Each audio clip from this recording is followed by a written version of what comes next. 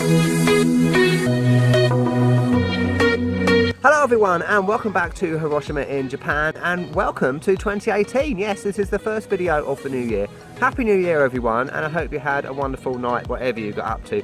This is the first of two videos all about must-have travel apps, or more specifically, apps that have pretty much saved my life over the last year or so. Some of these might seem pretty basic, especially if you have done a lot of traveling, but if you're someone that is about to embark on your first journey across the world, this video might be useful for you. And just a couple of things, I've been trying to film this video for at least a week. If you follow my Facebook page, you'll know the problems I've had with sun. It's now started raining. I've got a dog staring at me from a car window over there, which is slightly off-putting, but I'm going to get going anyway, and hopefully I can film this before the heavens open.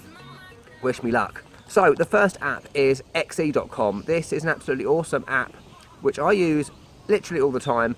It's a currency converting app, so you might think that you would use this when you're actually in a country, so if you're in a shop or in a market or a restaurant, whatever.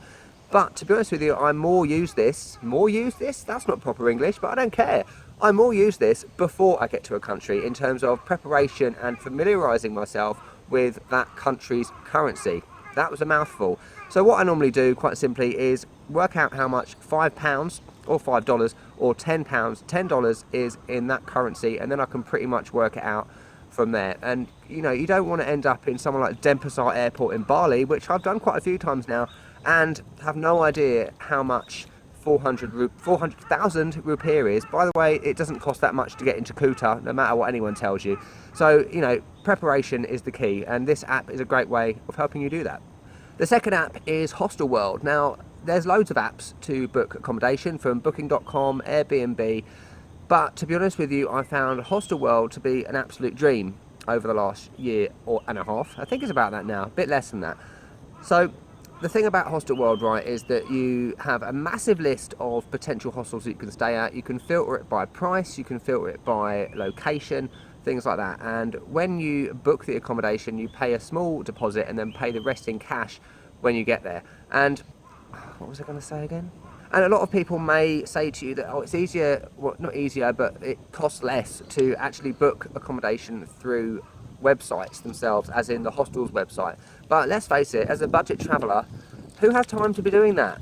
Not me, not you. So HostelWorld is a great option to book your accommodation. Next up is an app that I didn't even know existed until a few months ago. It's called TripIt. So I'm going to give you a couple of scenarios. Let's say you get to an airport and you are checking in, you give your passport over, but then they ask you for your flight confirmation email or whatever, and you have to trawl through your phone to find it, and you haven't got time to do that. The second scenario is that you're on the plane and you're about to land, and you have to fill out your arrival card, and you need all the details in terms of the flight number, your hostel address, all that malarkey. Rather than having to go through all your emails, you can actually just go into TripIt and find that information in a really helpful one-pager, which I'll show you there. Basically what it does is that you link your email to the app. I don't know how it works, and basically when you book something on HostelWorld or a flight app, it will put all that into one page of information. Really helpful. It might not sound that helpful, but to be honest with you, it's very convenient, and it's helped me out a lot when I've been in a rush, late for a flight, etc.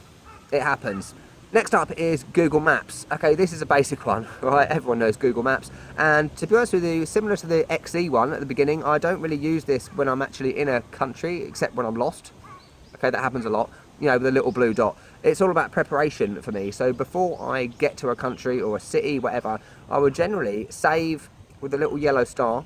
I will save the airport, a train or bus station if I'm arriving that way, and this is how I look for hostels as well. So is a hostel that I'm going to book close to a certain attraction that I want to go to, or is it close to the airport, is it close to the train station? You know, it's preparation, and it works a treat. The other map app you can use is mapsme, and a lot of people rave about this one, but to be honest with you, I don't find it that useful. Well, then why is it in a useful travel apps video, David? Okay, it might be useful to you. The difference with this, right, is that you have to download the map of that country or that area before you actually get to a place, which can be a huge downfall if you do not have a local SIM card or anything like that, and you get to a place and you have no Wi-Fi and you're at the airport and you cannot find your way around. The only one time that I've used this was in Busan, South Korea, because for some reason Google Maps doesn't work in South Korea. I don't know why, but this is just another option really in terms of maps if you don't want to use Google Maps or if it's not your thing. The next two are about booking flights. I've mentioned this before. Skyscanner is the one I use to book flights. There's loads of apps you can use to book flights. I've always found this one the easiest because with a lot of other apps, I don't know whether this is just me or if I go through actual airlines apps or websites, I find that my card gets declined all the time. Am I dodgy? A little bit, but not that dodgy. But with Skyscanner, I have never ever had a problem with cards being declined or blah blah blah. So yeah, Skyscanner is awesome. And one great thing you can do, if you're kind of stuck for a place to go, you can actually look for what the cheapest flights are out of the place you're in. So Osaka, for example, where I came from before Hiroshima, the cheapest flight out of Osaka, other than in Japan, is to Hawaii. 60 quid. Mental. The second one is Momondo, and the only difference with this I can find is that sometimes, not all the time, is that flights will sometimes be a few pounds or a few dollars cheaper on Momondo. But again, you have that issue of potentially your card being declined. This might just be me. It probably is. But have a look. Awesome. And the last one is Google Translate. Okay, a lot of people rave about this. I do at some points, depending on what country you're in, because basically, if you don't know Google Translate, you can hold your phone camera up to some text. Maybe you're in a restaurant or whatever, trying to buy something and you have no idea what something is, and it will translate it into English or whatever language you want it to translate it into. The only problem I've had with this is it doesn't always work in every country. So if you're in a quite remote country, for example, when I was in Kyrgyzstan, Kyrgyz, the language, isn't actually available on Google Maps in terms of when it translates with the camera, but Russian was, so it doesn't always work. The other problem I found is that in countries that use kanji text, like Japanese, Chinese, Mandarin, it's very inaccurate, which you would kind of expect. You know, you'll get things which you think will say, I don't know, sushi, and it will come up with lawnmower. That's probably an extreme example, but I've had ones like that. So yeah, that's my 8. I think it was 8. Wait. Yeah, it was 8. See, I've prepared this video. 8 travel apps that will hopefully save your life when you go travelling. I hope you found this useful. Again, if you would like to check out apps that are more specific to Japan, you can check that video out up above.